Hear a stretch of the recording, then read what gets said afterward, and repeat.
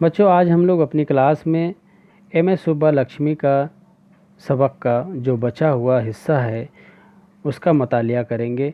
अभी तक हम लोगों ने एम.एस. सुब्बालक्ष्मी के बारे में पढ़ा, हिंदुस्तान के तमाम गुलूकार और साज बजाने वालों के भी नाम पढ़े, और अब हम लोग एम.एस. सुब्बालक्ष्मी के बारे में पढ़ रहे थे। तो आइए हम उसके इस सबक के बचे हुए हिस्से के तरफ चलते हैं। हम लोगों ने यहाँ तक पढ़ लिया था और आज हम लोग आगे से यहाँ से पढ़ेंगे। सुब्बालक्ष्मी की आवाज़ और गायकी में फितरी हुस्न था। फितरी के मायने होता है नेचुरल, यानी प्राकृतिक। हुस्न के मायने होता है खूबसूरती, ठीक है। यानी इनकी आवाज़ में जो खूबसूरती थी वो प्रकृति के द्वारा दी गई हुई थी, नेचर के द्वारा दी गई थी। जब इनके वतन मदुरई में उनकी शोहरत फैली तो इनकी वालिदा ने उन्हें मद्रास ले जाने का फ़ैसला किया।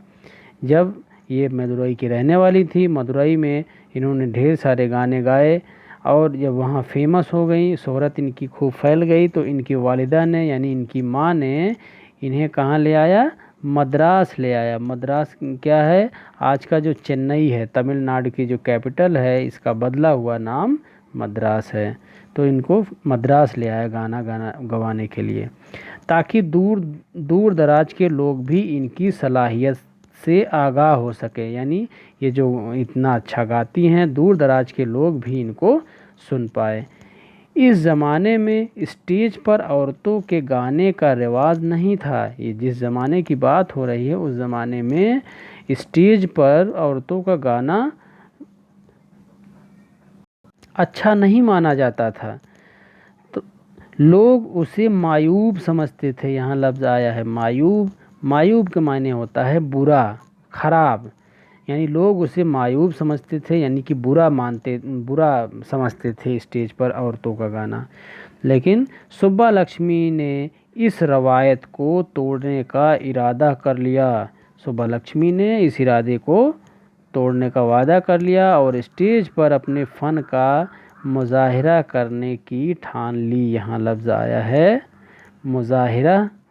तो मुज़ाहिरा के मायने क्या होता है? प्रदर्शन। मुज़ाहिरा के मायने क्या होता है? प्रदर्शन करना। और यहाँ एक लफ्ज़ और आया है फ़न का मुज़ाहिरा। यानी फ़न के मायने क्या होता है? फ़न का मायने होता है कला, यानी आर्ट, और मुज़ाहिरा का मतलब उसका प्रदर्शन करना।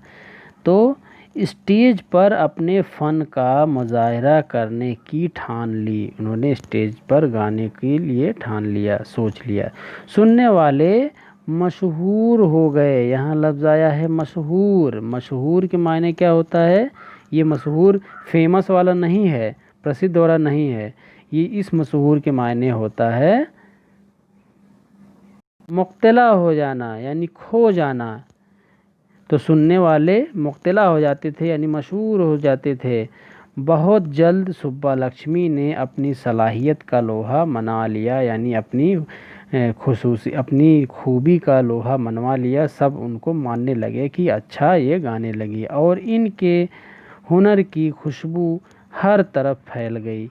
इनके हुनर की खुशबू हर तरफ फैल गई। इनकी शख्सियत में गैर मामूली मतानत। यहाँ लफ्ज़ आया गैर मामूली। तो गैर मामूली का मायने होता है बहुत ज़्यादा। मामूली मतलब कम, और गैर मामूली उसका एंटोनिम यानी मतजाद हो जाता है, यानी बहुत ज़्यादा। मतानत फिर लिखा है। मतानत के मायने होता है संजीदगी, सोज, दर्द। तो इनकी शख्सियत के मायने क्या होता है? शख्सियत के मायने होता है पर्सनालिटी। शख्सियत के मायने पर्सनालिटी। गैर मामूली मतलब बहुत ज़्यादा।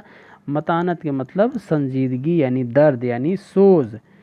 तो लिखा है इनकी शख्सियत में गैर मामूली मतानत और पाकीज़गी थी। यानी इनकी पर्सनालिटी में बहुत ज़्यादा दर्द यानी सोज और पाकीज़गी यानी साफ़ सुथरी थी। लोग इनकी आवाज़ से मोहब्बत करते थे और उन्हें एहतराम की नज़र से देखते थे। लफ्ज़ आया एहतराम। एहतराम का मतलब इज़्ज़त यानी सम्मान। एहतराम की नज़र से देखते थे, इज़्ज़त की नज़र से देखते थे। फिर आगे लिखा है सुब्बालक्ष्मी ने यहाँ पे हम लोग पहुँचे थे। सुब्बा लक्ष्मी ने 4 फिल्मों में अदाकारी के जौहर भी दिखाए। इन्होंने 4 फिल्मों में भी काम किया है।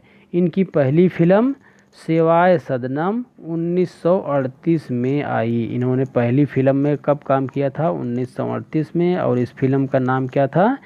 सेवाए सदनम। ठीक है, इन्होंने फिल्म में भी काम करना शुरू किया और इनकी पहली फिल्म का नाम था सेवाए सदनम। इनकी दूसरी फिल्म शकुंतलाई, फिर सावित्री और फिर मीरा, इस तरीके से इन्होंने कुल मिला के 4 फिल्मों में काम किया। फिर उन्होंने अदाकारी छोड़ दी और अपने आप को माशूकी के लिए वक्फ कर दिया, यानी कुर्बान कर दिया। वक्फ कर दिया मतलब यहाँ क्या मुराद है? कुर्बान कर दिया। यानी इन्होंने 4 फिल्मों में काम किया। वो फिल्में कौन कौन सी थी? सबसे पहली सेवाए सदनम थी, फिर शकुंतलाई, फिर सावित्री और मीरा, ये 4 फिल्मों में काम किया। फिर उन्होंने फिल्म में अदाकारी छोड़ करके पूरी ज़िंदगी अपनी माशूकी में वक्फ कर दिया, यानी कुर्बान कर दिया। फिर सुब्बा लक्ष्मी को मुल्क का सबसे बड़ा एजाज़ भारत रत्न पेश किया गया, यानी इनको भारत रत्न का पुरस्कार, एजाज़ के मायने क्या होता है? पुरस्कार। भारत रत्न का पुरस्कार इनको दिया गया, पेश किया गया। इसके अलावा उन्हें पद्म भूषण और रेमन मैग्सेस अवार्ड और संगीत का कालिंदी अवार्ड भी दिए गए। यानी कि इनको ढेर सारे एजाज़ात दिए गए। कौन कौन से? भारत रत्न हो गया, पद्म भूषण हो गया, रेमन मैग्सेस हो गया और संगीत कालिंदी अवार्ड। इस तरीके से ये सारे इनको एजाज़ दिए गए, यानी पुरस्कार दिए गए। उन्हें अक़वाम मुत्तहिदा के एक जश्न में गाने के लिए ख़ास तौर पर मदऊ किया गया, यानी इनवाइट किया गया, बुलाया गया। किसमें? अक़वाम मुत्तहिदा यानी यूएनओ, यूनाइटेड नेशन ऑर्गेनाइजेशन के जश्न में इनको गाने के लिए मदऊ किया गया था, यानी इनको इनवाइट किया गया था। मदऊ के माने क्या होता है? इनवाइट करना, यानी बुलाया गया था इसमें गाने के लिए। फिर क्या? 1944 में सुब्बा लक्ष्मी की मुलाकात गांधी जी से हुई। इनकी 1944 में किससे मुलाकात होती है? गांधी जी से। उन्होंने गांधी जी के लिए कई भजन गाए और कई फलाही कामों में हिस्सा लिया, यानी उन्होंने कई भजन भी गाए गांधी जी के लिए और कई फलाही कामों में, यहाँ लफ्ज़ आया फलाही मतलब क्या? भला काम, अच्छा काम, अच्छे कामों में हिस्सा लिया। और पंडित जवाहरलाल नेहरू भी सुब्बा लक्ष्मी के कदरदान थे। यहाँ लफ्ज़ आया कदरदान। कदरदान का मतलब क्या होता है? कद्र करते थे। कदरदान यानी कद्र करते थे, यानी पंडित जवाहरलाल नेहरू भी इनकी कद्र करते थे। 2003 में इस बेमिसाल गुलकारा का इंतकाल हो गया। 2003 में इनका क्या हो जाता है? इंतकाल हो जाता है, यानी वफ़ात हो जाती है, इस दुनिया से आँख बंद कर लेती हैं। इनकी कमी हमेशा महसूस की जाएगी। इनके गुलकार, इनके गाने हमेशा याद किए जाते हैं और इनकी कमी हमेशा महसूस की जाएगी। तो इस तरीके से आपका सबक मुकम्मल होता है। अब मिलते हैं हम लोग अगली क्लास में।